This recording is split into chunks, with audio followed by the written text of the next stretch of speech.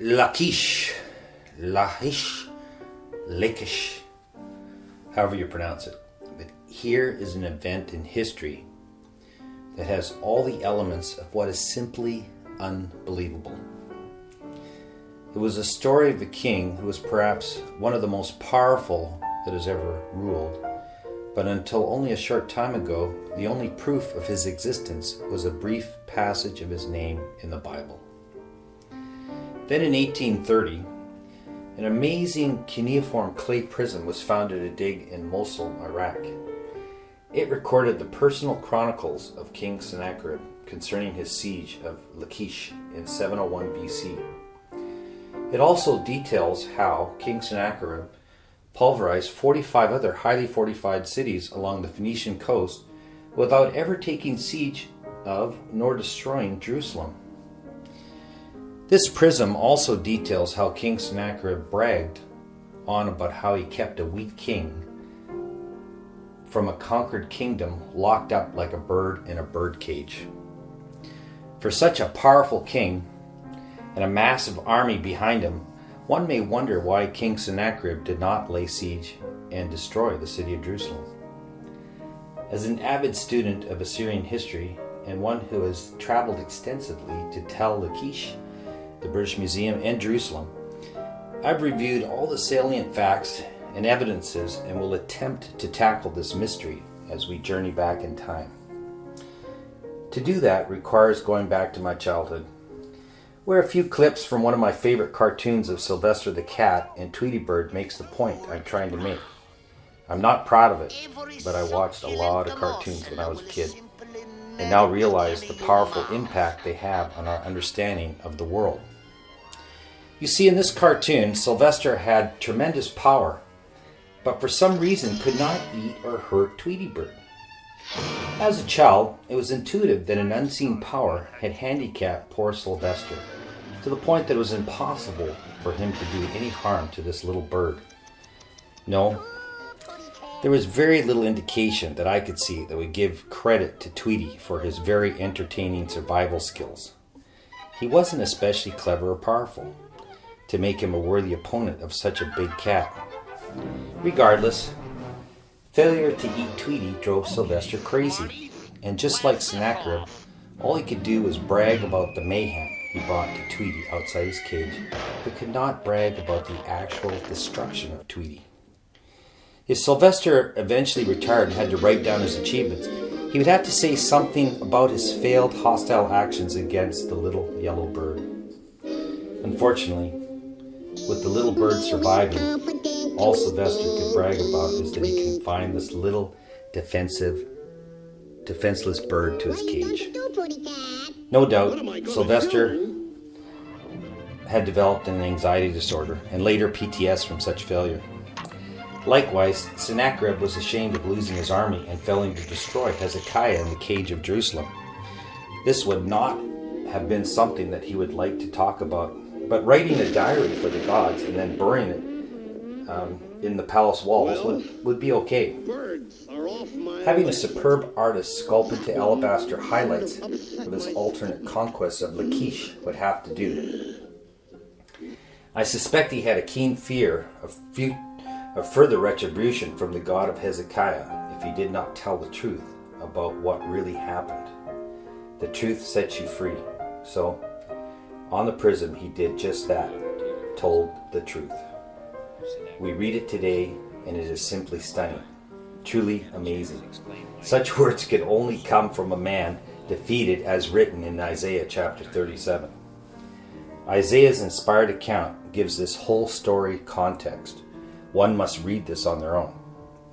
Now back to describing the prism and further discoveries that fully illuminate this amazing story.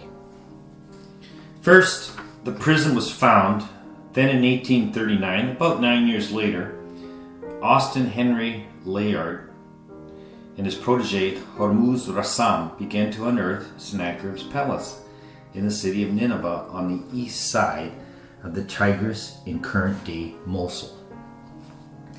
Again, until that point, there was essentially no reliable record or physical evidence that the city of Nineveh even existed, other than that what was written in the Bible. I mean, this was the great city that Jonah reluctantly visited and somehow talked it into repenting. Thus in 782 BC, the city avoided Sodom and Gomorrah-like destruction. History tells us that Assyria went quiet after Jonah's visit. Furthermore, at the same time, Israel under King Jeroboam II flourished, undoubtedly because there was no more Assyrian aggression.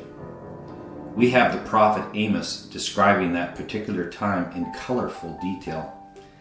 My favorite is how he speaks of the cows of Bashan reclining with their fancy mixed drinks, as described in Amos 6. Soon, as if Israel's luxurious ways was a magnet for Assyria to come back, they certainly did and destroyed the 10 northern tribes. A mere 15 years after this horrifying event, Assyria became even more powerful and more evil with the reign of Sennacherib.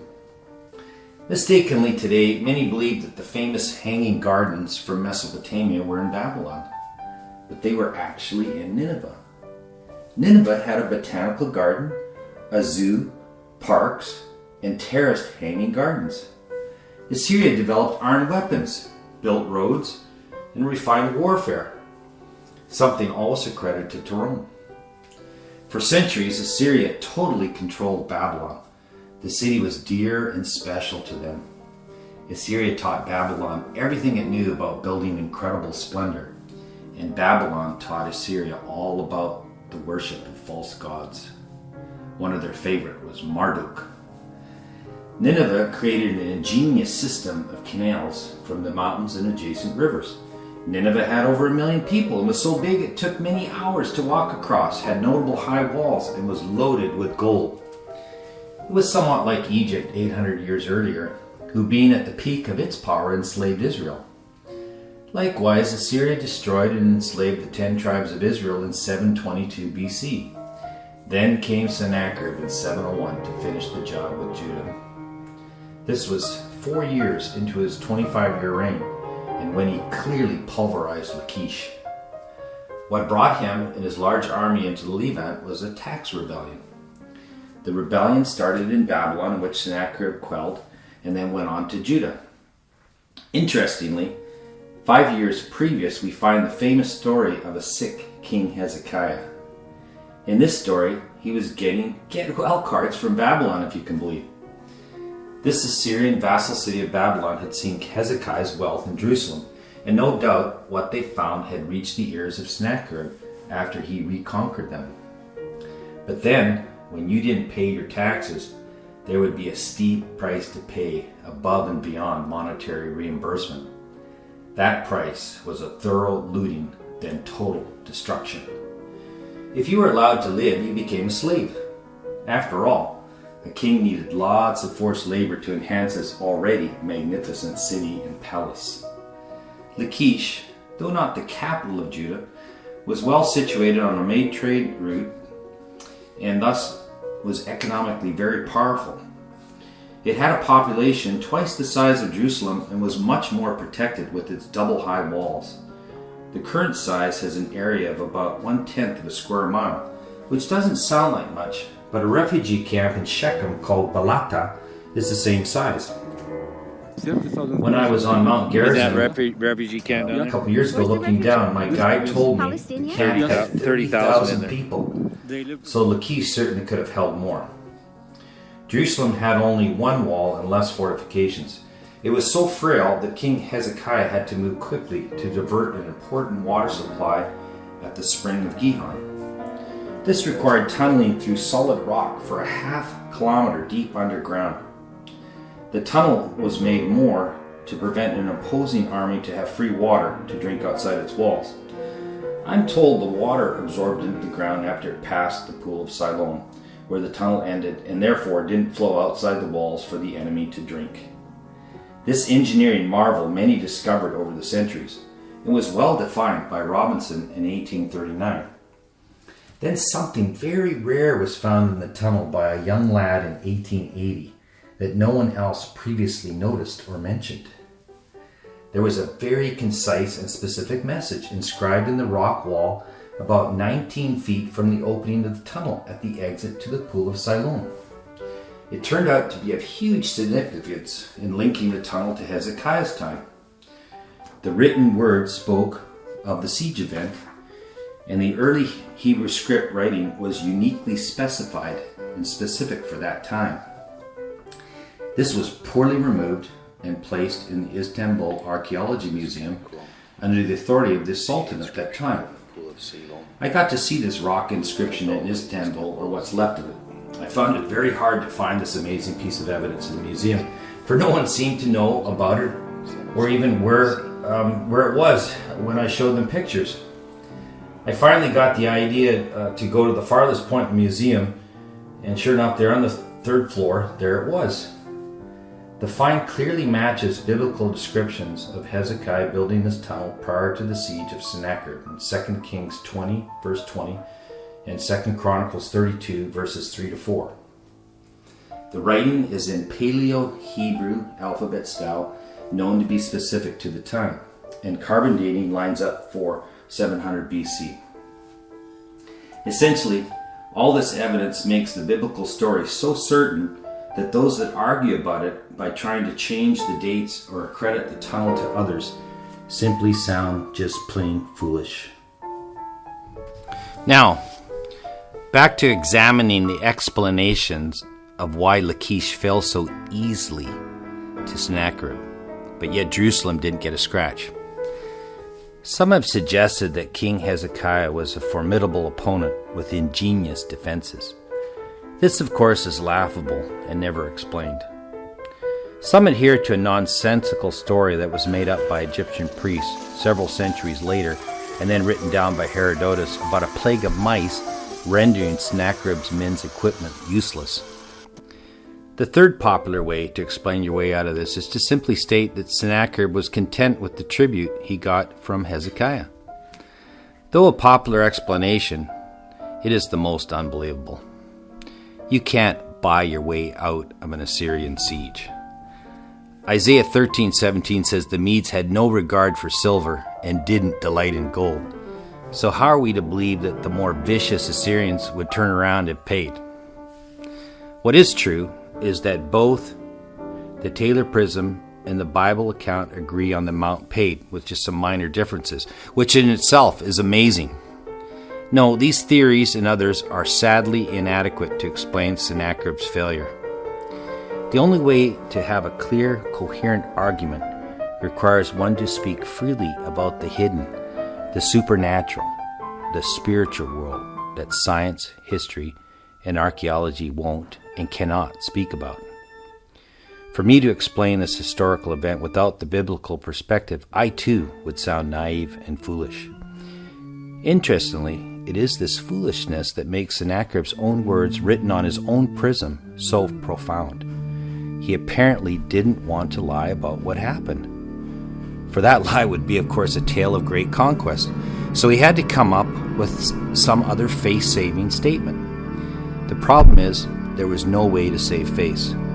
Perhaps this is why his own sons killed him years later. We don't know if Sennacherib ever acknowledged the God of Israel or had a moral compass distinguishing between good and evil. He may have just been about power and used religion for more power, like many other tyrants in history. From the beginning, the Bible has described a battle between good and evil. There is a behind-the-scenes war between Christ and Satan.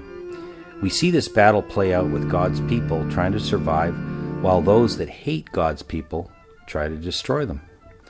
This battle began in heaven and then came down to this earth as described in Revelation chapter 12, verse 7 through 9.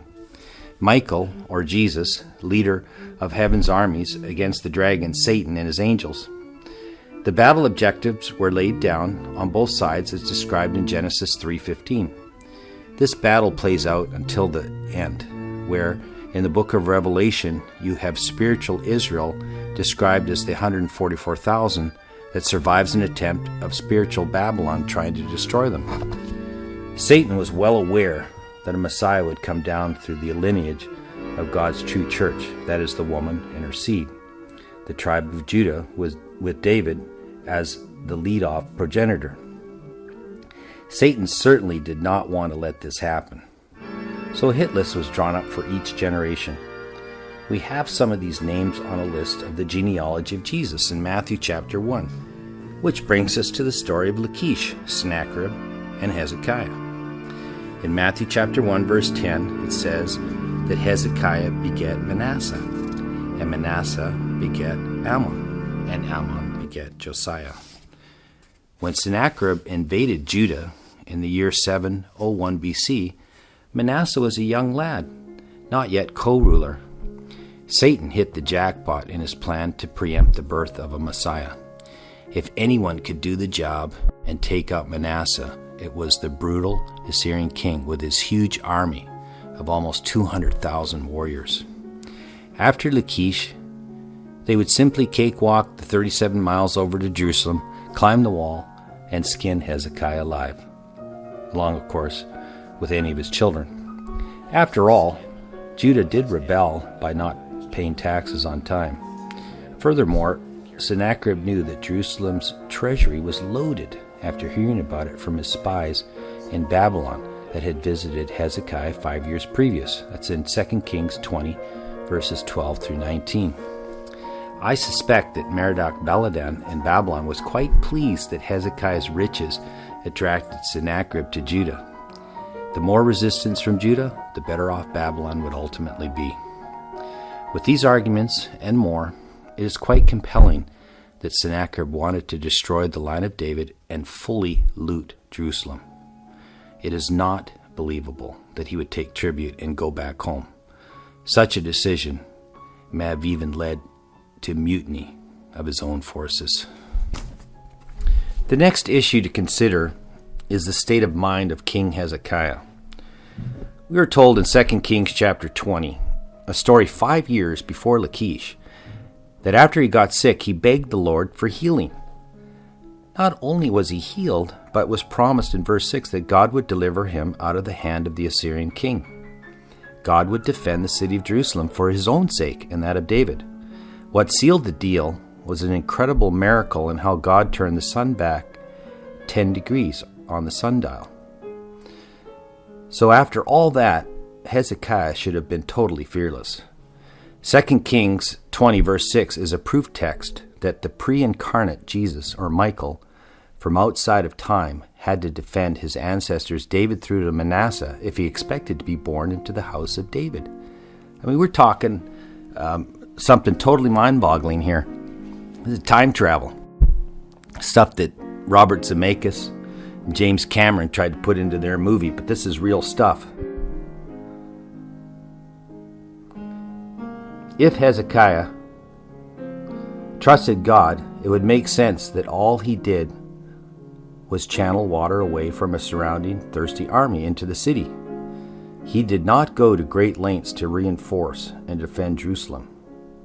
Though contact was made with Egypt for help, a huge army was not financed to fight, and if it was long destroyed before reaching Jerusalem. I believe that was the Cushite Nubian king, Tirhakah.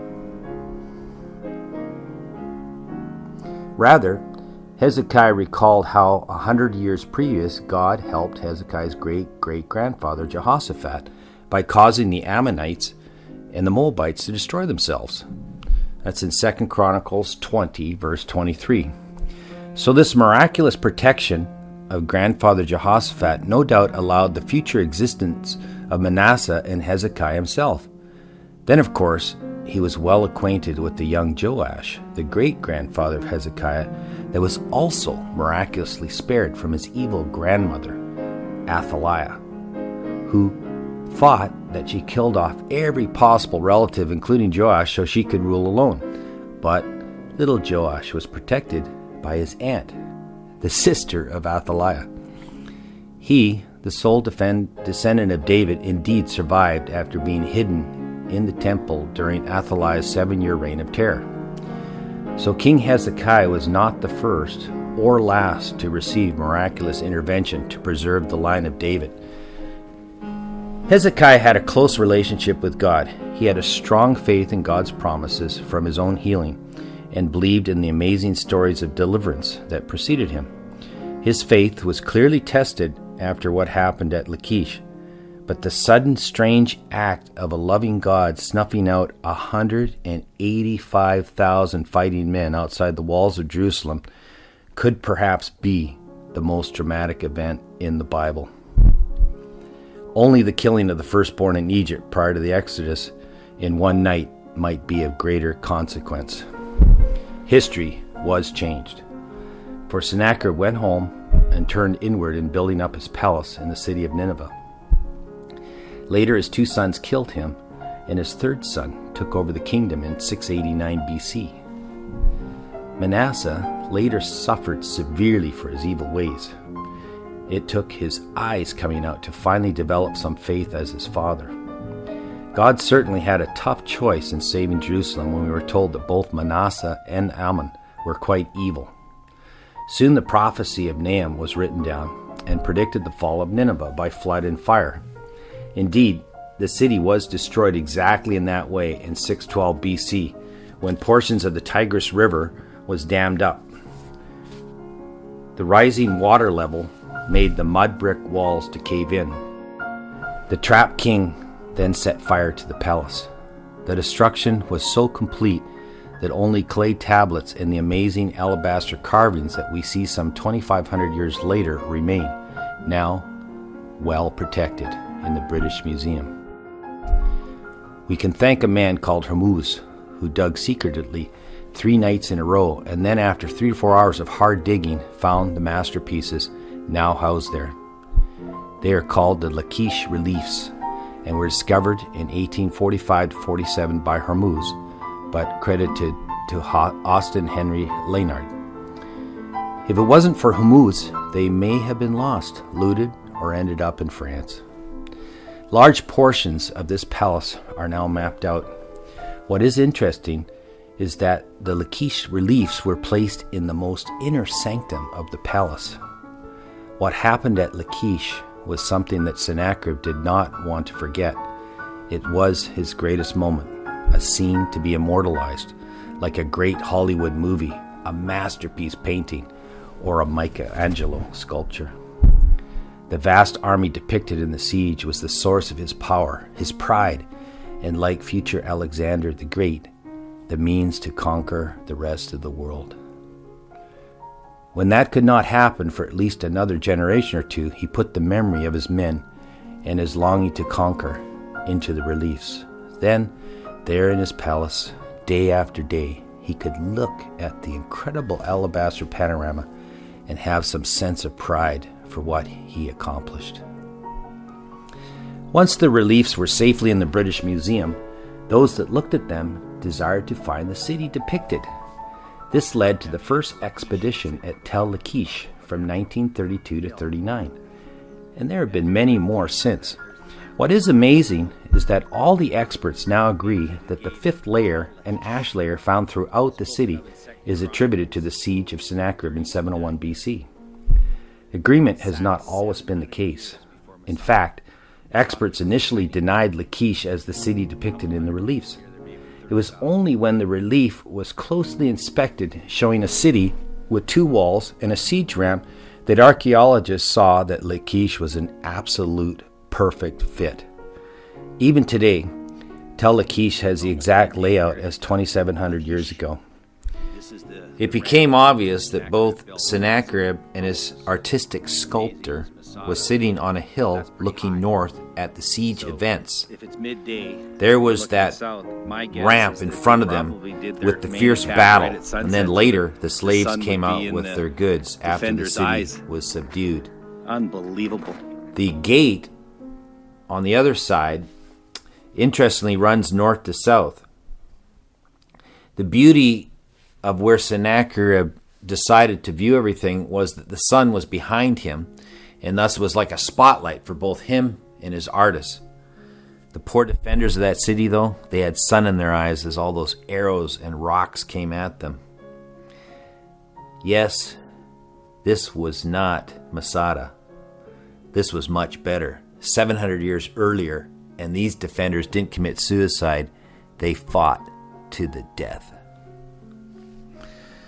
So let's review the current day evidence that support this event as true from 2,700 years ago. First, there's the biblical account, the prism, Hezekiah's tunnel with inscription, Nineveh discovery with palace reliefs now in the British Museum, then Tel Lachish itself with all its evidence. Later, the clay tablets of Ashurbanipal, Nahum's prophecy of Nineveh's destruction, occurring by both flood and fire, and much more. Now, the most important aspect of this story, its spiritual application. How this story could save our lives today. For that, we have to go back to Genesis and its theme of two bloodlines, one good, the other evil. The focus begins with the two sons of Isaac, that is Jacob and Esau, because centuries later, we see the embodiment of these two in Hezekiah and Sennacherib. We can analyze our own characters and see what brother we'd prefer to side with. What happened at Jerusalem is a type or literal event that has fulfillment in the future. I believe the future event will be just before the millennium and immediately after, when we will see evil armies outside the holy city. At that time, God's people will be safely in the city. The character traits of those in the city will contrast greatly with those outside.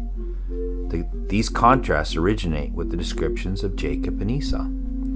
Jacob, we are told, was an even-tempered man living in tents. That's Genesis 25, verse 27. He was interested in spiritual things, particularly the birthright, with its privilege of the Messiah to be a future descendant. Jacob saw being the spiritual head of the family, keeping God's law, and teaching his children about God as a great honor. On the other hand, Esau despised the birthright and was not interested in spiritual things, so selling it in hunger for a pot of red lentils was no big deal. Another way of putting it, he liked the things of this world much more. He didn't want to live in a tent, but rather explore, hunt, and see the world. Later, at age 41, he married a daughter of a Hittite. That's Genesis 26:34. And then a couple of Canaanite women, then a daughter of Ishmael, Genesis 28:9. This was to further destroy any possibility of being the progenitor of the line of Judah. He also used marriage to foreign women as a display of full rebellion against his parents.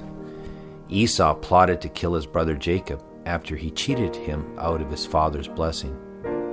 Here's an excellent summary of who Esau was from the book Patriarchs and Prophets. And I quote, "But Esau had no love for devotion, no inclination to a religious life.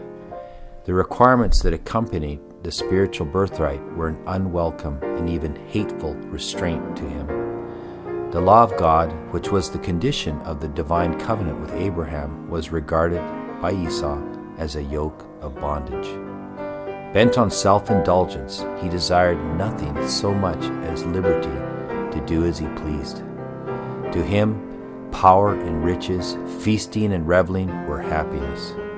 He gloried in the unrestrained freedom of his wild, roving life. His whole interest was in the present. He was ready to sacrifice the heavenly to the earthly, to exchange a future good for a momentary indulgence."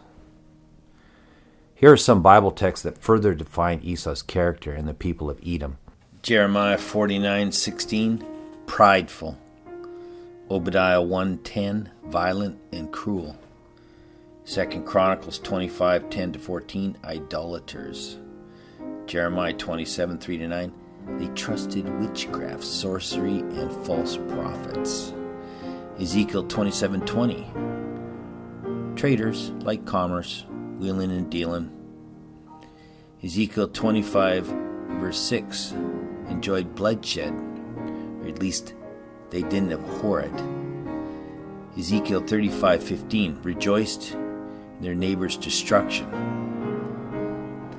Ezekiel 35:11, they had anger and jealousy against their neighbors and others. Ezekiel 35:5, they held a long-standing grudge.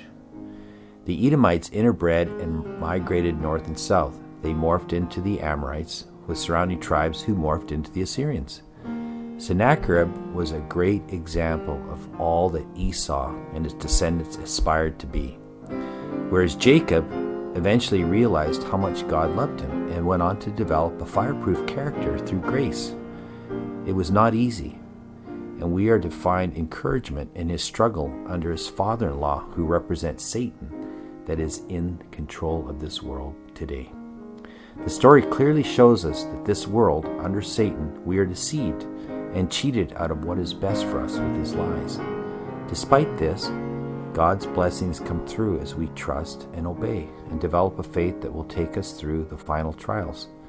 For those that fail to identify with either Jacob or Esau, then they are best categorized as secular, relativistic, essentially the doomed citizens of Lachish.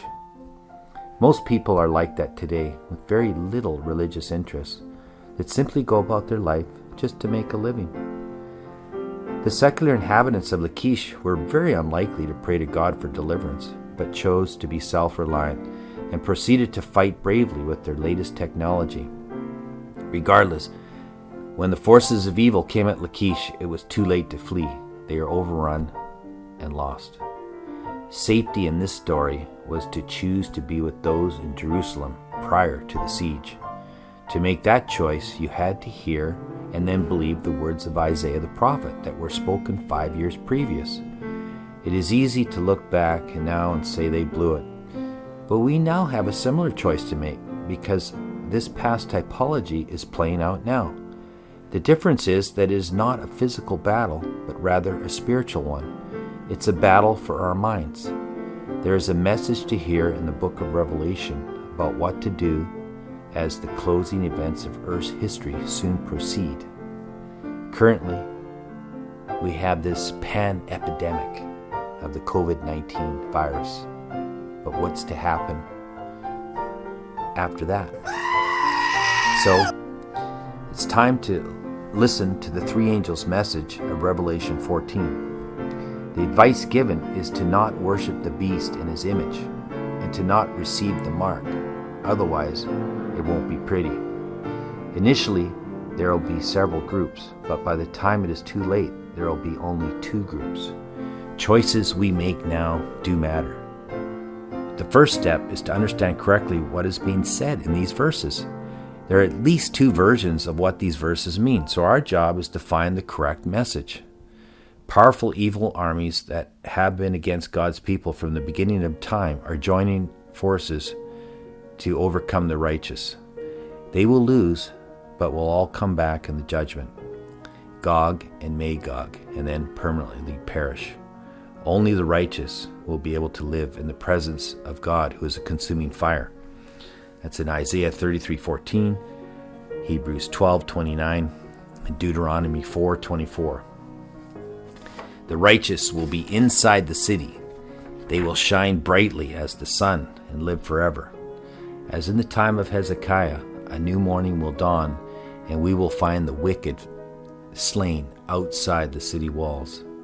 When this happens, the difference will be the absence of cold, lifeless bodies. Only their ashes will be found. We are promised that in Malachi 4 verse 3. That is, we will walk on those ashes. My prayer is that we all will be there. What excitement, because to immediately follow will be a recreation of this earth.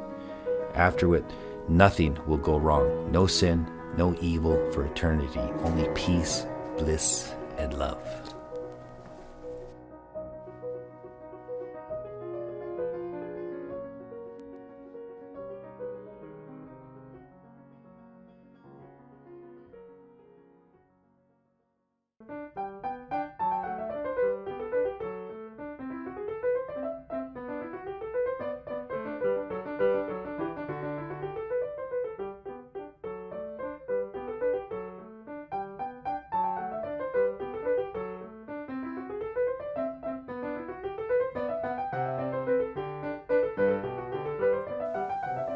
I fear much disobedience in you.